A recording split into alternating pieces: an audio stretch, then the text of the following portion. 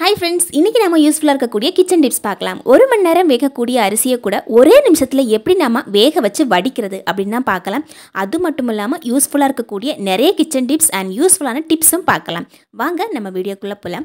நான் இப்போ ஒரு பாட்டில் எடுத்து வச்சிருக்கிறேன். இந்த பாட்டிலை இந்த மாதிரி ரெண்டா கட் பண்ணி எடுத்து வச்சிருக்கிறேன். இப்போ நாம ஒரு விளக்கு அல்லது மெழுகுவர்த்தி ஏற்றி வச்சுட்டு ஒரு ஃபோர்க் அதில் நல்லா சூடு பண்ணிட்டு இந்த மாதிரி அந்த பாட்டிலை குத்தி எடுத்தோம் அப்படின்னா நிறைய ஓட்டைகள் விழும். அல்லது சின்ன கம்பி கூட யூஸ் பண்ணிக்கலாம். இதில் நாம் இந்த பாட்டிலோட இந்த மேல் பகுதியில் மட்டுமே ஓட்டை போட்டு வச்சுக்கணும்.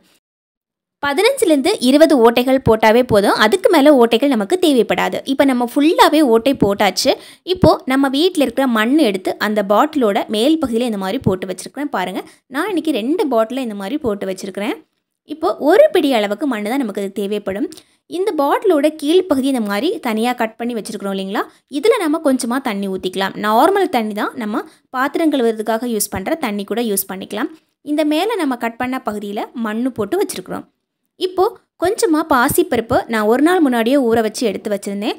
அதே மாதிரி கொஞ்சம் வெந்தயத்தையும் நல்லா ஊற வச்சு எடுத்து வச்சுருந்தேன்.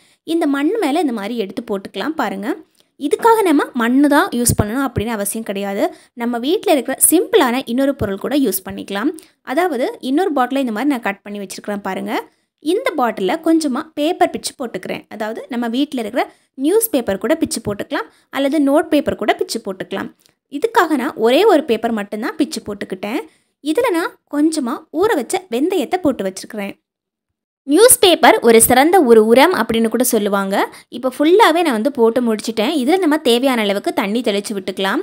இந்த பாட்டிலோட கீழ்ப்பகுதியிலேயே நான் கொஞ்சமாக இந்த மாதிரி தண்ணி ஊற்றி வச்சுக்கிட்டேன். இப்போ 3 பாட்டில் நமக்கு கிடச்சிருக்குது. 2 பாட்டிலில் நான் மணல் போட்டு வச்சுருக்கிறேன். அதே மாதிரி ஒரு பாட்டிலில் நியூஸ் பேப்பர் போட்டு வச்சுக்கிட்டேன். இது பாருங்கள், பச்சைப்பயிர் போட்டது ஒரே வாரத்தில் நமக்கு சீக்கிரமாக வளர்ந்துடும்.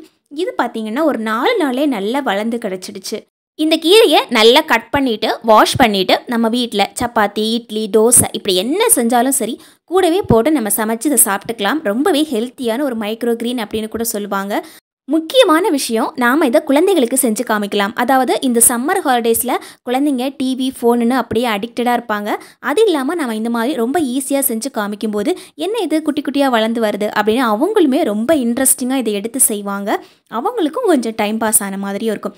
இப்போ நம்ம பேப்பரில் போட்டோம் இல்லைங்களா, அதுவுமே நல்லா வளர்ந்துடுச்சு பாருங்கள். ஆனால் பச்சைப்பயிறு சீக்கிரமாக வளர்ந்துடும். நம்ம வெந்தயம் போட்டது அவ்வளோ சீக்கிரம் வளராது, கொஞ்சம் ஸ்லோவாக தான் வளர்ந்து வந்துடும். நான் இன்றைக்கி சேமியா செஞ்சுருந்தேன். இந்த சேமியாவில் கூட நம்ம இதை சேர்த்துக்கலாம். இந்த கீரை கொஞ்சமாக இருக்கிறதால நம்ம தனியாக இதை செய்ய முடியாது. அதனால் சின்னதாக கட் பண்ணி நம்ம சாப்பாடு செய்கிறோமோ அந்த சாப்பாடு நம்ம அதை சேர்த்து சாப்பிட்டுக்கலாம். இந்த சேமியாவில் கூட நம்ம லைட்டாக வதக்கிட்டு சேர்த்துக்கிட்டோம் அப்படின்னா டேஸ்ட்டு நல்லாயிருக்கும். அதே மாதிரி ரொம்ப ஹெல்த்தியானதும் கூட. இதை நம்ம வீட்டில் இருக்கிற ஜன்னலோரம் வச்சுக்கிட்டாவே போதும், ரொம்ப சூப்பராக ஈஸியாக வளர்ந்து வந்துடும். இதுக்காக நம்ம பெரிய கார்டன் வைக்கணும் அப்படிங்கிற அவசியம் கிடையாதுங்க. முக்கியமாக குழந்தைங்களுக்கு இதை செஞ்சு காமிச்சிடுங்க, ரொம்ப ரொம்ப சந்தோஷப்படுவாங்க. இப்போ நான் ஒரு பேன் எடுத்து வச்சுருக்கிறேன். இதில் நான் கொஞ்சமாக தண்ணி ஊற்றி வச்சுருக்கிறேன். கூடவே கொஞ்சம் கம்ஃபோர்ட் ஒரு 1/2 டீஸ்பூனுக்கு ஊற்றிக்கிட்டேன். பாருங்கள், இந்த கம்ஃபோர்ட் தான் நான் யூஸ் பண்ணியிருக்கிறேன். 1/2 டீஸ்பூனுக்கு ஊற்றிக்கிட்டேன். இப்போ எல்லாத்தையும் நல்லா மிக்ஸ் பண்ணி விட்டதுக்கப்புறமா ஒரு சின்ன டவல் ஒன்று எடுத்துக்கலாம். நார்மலாகவே கம்ஃபோர்ட் பார்த்திங்கன்னா துணி துவைக்கிறதுக்கு தான் யூஸ் பண்ணுவாங்க. இப்போ நம்ம முக்கி வச்சுருக்கிற இந்த துணி நம்ம வேறு ஒரு பர்பஸுக்கு யூஸ் பண்ண போகிறோம். இந்த துணியை நல்லா இந்த மாதிரி பிழிஞ்சு விட்டுக்கலாம். அதில் தண்ணி எதுவுமே இருக்கக்கூடாது. தண்ணி சொட்டுற மாதிரி இல்லாமல் நல்லா பிழிஞ்சு எடுத்துக்கலாம். இதை நம்ம பெட்ரூமில் யூஸ் பண்ணிக்கலாம், அல்லது ஹாலில் கூட யூஸ் பண்ணிக்கலாம். இந்த மாதிரி டேபிள் இருந்ததுன்னா ஒரு டேபிளில் இந்த மாதிரி போட்டுட்டு அது மேலே நம்ம இந்த மாதிரி டேபிள் ஃபேன் போட்டு ஓட விட்டோம் அப்படின்னா நல்ல ஒரு கூலிங்கான காற்று வரும். அது மட்டும் இல்லாமல் கூடவே சேர்ந்து வீடு ஃபுல்லாகவே நல்ல ஒரு வாசனையும் இருக்கும். நைட் டைமில் தூங்க போகிறதுக்கு முன்னாடி இந்த மாதிரி துணியை நல்லா முக்கிட்டு ஜன்னல் ஓரத்தில் போட்டு வச்சுக்கிட்டோம் அப்படின்னா வெளியே இந்த வர காற்றுக்கு இந்த ஈரமான துணியில் பட்டு நமக்கு நல்ல கூலிங் கொடுத்துக்கிட்டே இருக்கும்.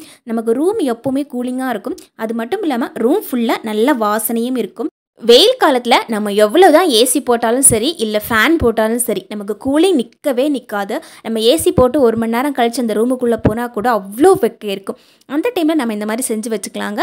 இந்த மாதிரி ஈர துணியை நம்ம முக்கி போட்டு வச்சுக்கிட்டோம் அப்படின்னா ரூம் எப்போவுமே கூலிங்காக இருக்கும்.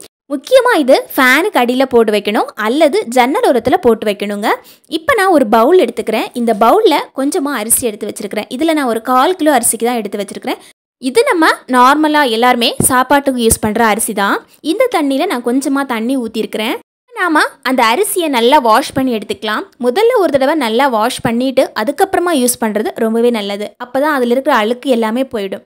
நம்ம வாஷ் பண்ணாமல் அப்படியே எடுத்து யூஸ் பண்ணும்போது அந்த அழுக்கும் சேர்ந்து நம்ம யூஸ் பண்ணுற மாதிரி இருக்கும். இப்போ ஃபுல்லாகவே அழுக்கு போயிடுச்சு, நல்லா ஊற வச்சாச்சு. இப்போ நம்ம ஒரு பாத்திரம் எடுத்துக்கலாம். இந்த பாத்திரத்தில் ஒரு 1/2 டீஸ்பூனுக்கு எண்ணெய் ஊற்றிருக்கிறேன். அதாவது குக்கிங் ஆயில் தான், நம்ம சமையலுக்கு யூஸ் பண்ணுற எண்ணெய். இந்த பாத்திரத்தில் ஒரு 3/4 அளவுக்கு தண்ணி ஊற்றிருக்கிறேன். பாருங்கள், 3/4 அளவுக்கு தண்ணி ஊற்றியாச்சு. இப்போ நான் ஊற வச்ச அரிசியை எடுத்து வச்சுருக்கிறேன். அதே அரிசி தான், பாத்திரம் மட்டும்தான் நான் மாற்றிருக்கிறேன். அரிசி பார்த்திங்கன்னா 10 நிமிஷம் நல்லா ஊற வச்சது. இந்த மெத்தடில் நம்ம செய்யும்போது ஊற வச்ச அரிசி தான் யூஸ் பண்ணணும் அப்படின்னு அவசியம் கிடையாதுங்க. டைரெக்டாக நம்ம அரிசியை கழுவிட்டு அப்படியே கூட யூஸ் பண்ணிக்கலாம். சீக்கிரமாக வந்து போயிடும். இப்போ நமக்கு தேவைப்படுறது ஒரு குக்கர். இந்த குக்கரில் ஒரு 2 டம்ளர் அளவுக்கு பச்சை தண்ணி ஊற்றிக்கலாம். அந்த தண்ணிக்கு மேலே நாம் வச்ச இந்த பாத்திரத்தை மேலேயே வச்சு விட்டுக்கலாம். இப்போ நம்ம குக்கரை க்ளோஸ் பண்ணிடலாங்க. குக்கர் நம்ம க்ளோஸ் பண்ணும்போது விசிலோட க்ளோஸ் பண்ணி வைக்கணும். அதாவது குக்கரில் இருக்கிற விசிலை நம்ம ரிமூவ் பண்ணாமல் அப்படியே போட்டு வச்சாச்சு. இப்போ நான் அடுப்பு பற்ற வச்சுட்டேன். நான் ஒரு அடுப்பில் லெமன் ரைஸ் தாளிக்கிறதுக்காக இந்த தாளிப்பு ரெடி பண்ணிகிட்டு இருக்கிறேன். அதே மாதிரி இன்னொரு அடுப்பில் இந்த குக்கரையும் வச்சு விட்டுக்கிட்டேன். நார்மலாக இந்த அரிசி வேகிறதுக்கு எனக்கு எப்போவுமே 1/2 மணி நேரம் எடுக்கும். இன்றைக்கி நான் பார்த்திங்கன்னா 5 நிமிஷம் தான் வச்சுருக்கிறேன். 5 நிமிஷத்துக்கு அப்புறமா நான் இதை உங்களுக்கு ஓப்பன் பண்ணி காமிக்கிறேன். நார்மலாக நம்ம குக்கரில் அரிசியை போட்டு வேக வச்சோம் அப்படின்னா நமக்கு அப்படியே வெந்து கிடைக்கும் சீக்கிரமாக. ஆனால் நம்ம கஞ்சி தண்ணியை வடிச்செல்லாம் எடுக்க முடியாது. நமக்கு அது உடம்புக்கு நல்லதும் கிடையாது. இந்த மெத்தடில் நம்ம செஞ்சு எடுத்தோம் அப்படின்னா கஞ்சி தண்ணியை சூப்பராக வடித்து எடுத்துடலாம். அதே சமயத்தில் கேஸும் நல்லா நம்ம சேவ் பண்ணிக்கலாம். அது மட்டும் இல்லாமல் வெயில் காலத்தில் நம்ம நின்று வேலை செய்கிறதுக்கு 5 நிமிஷத்தில் டக்குன்னு நம்ம வேலையை முடிச்சிடலாம். இப்போ நம்ம அரிசியை பார்க்கலாம் பாருங்கள். 5 நிமிஷத்துக்கு அப்புறம் நான் ஓப்பன் பண்ணிட்டேன். அரிசி பார்த்திங்கன்னா சூப்பராக வந்திருக்கு. நான் இன்றைக்கி லெமன் ரைஸ் தாளிக்க போகிறதால அதுக்கு ஏற்ற மாதிரி பர்ஃபெக்டாக நமக்கு வெந்து கிடச்சிருக்குது. சப்போஸ் இந்த மாதிரி ஓப்பன் பண்ணிவிட்டு அரிசி சரியாக வேகலையே அப்படின்னு நாம் நினச்சோம் அப்படின்னா மறுபடியும் இதை க்ளோஸ் பண்ணி 5 நிமிஷம் அப்படியே வச்சுக்கலாம். இதனால் குக்கரில் அடி பிடிக்காது, நமக்கு சூப்பராக வெந்து கிடச்சிடும். இப்போ பாருங்கள், நான் ஃபுல்லாக ஓப்பன் பண்ணிட்டேன். அதில் இருக்கிற தண்ணி பாருங்கள் இந்த மாதிரி தான் இருக்கும். நமக்கு நம்ம ஆயில் விட்டு அதை செஞ்சதால் மூடியிலையும் நமக்கு எந்த விதமான அழுக்கும் படாது. குக்கர் நம்ம திரும்ப வாஷ் பண்ணணும் அப்படிங்கிற அவசியம் இருக்காது. ஜஸ்ட்டு நம்ம தேய்ச்சிட்டு வச்சாவே போதும். ரொம்ப ரொம்ப ஈஸியாக இருக்கும் கழுவுறதுக்கும். நம்முடைய சாப்பாடுமே ரொம்ப ஈஸியாக வெந்து கிடச்சிருக்குது. வெயில் காலத்தில் நம்ம நின்று வேலை செய்கிறதுக்கு 5 நிமிஷத்தில் டக்குன்னு நம்ம வேலை செஞ்சு முடிச்சிடலாம். சப்போஸ் நம்ம வீட்டில் திடீர்னு ஒரு கெஸ்ட்டு வந்துக்கிட்டாங்க அப்படின்னா அவங்களுக்கு சாப்பாடு பத்தலை அப்படின்னா கூட 5 நிமிஷத்தில் நம்ம செஞ்சு கொடுத்துடலாங்க. சாப்பாடுமே பாருங்கள் நல்ல உதிரியாக ஒன்றோடொன்று ஒட்டாமல் இருக்குது. சாப்பாடு கையில் எடுக்கும்போதே தெரியுது பாருங்கள். சாப்பாடு எவ்வளோ பூ மாதிரி இருக்குது பாருங்கள். நம்ம குக்கரில் வடித்த சாப்பாடுனா ஒன்றோட ஒட்டிட்டு ஒரு மாதிரி பிசு பிசுன்னு இருக்கும். இந்த மெத்தடில் நம்ம செய்யும்போது கேஸ் நல்லா சேவ் ஆகும். அது மட்டும் இல்லாமல் நமக்கு நல்ல டைம் மிச்சமாகும். ஹெல்த்தியாகவும் இருக்குது. நம்ம கஞ்சி தண்ணியும் ரொம்ப ஈஸியாக வடித்து எடுத்துடலாம். இந்த டிப்ஸ் எல்லாம் உங்களுக்கு ரொம்ப பிடிச்சிருக்கும் அப்படின்னு நினைக்கிறேன். அதே மாதிரி ரொம்ப யூஸ்ஃபுல்லாக இருக்கும் அப்படின்னு நினைக்கிறேன். தேங்க்யூ ஃபார் வாட்சிங் ஃப்ரெண்ட்ஸ்.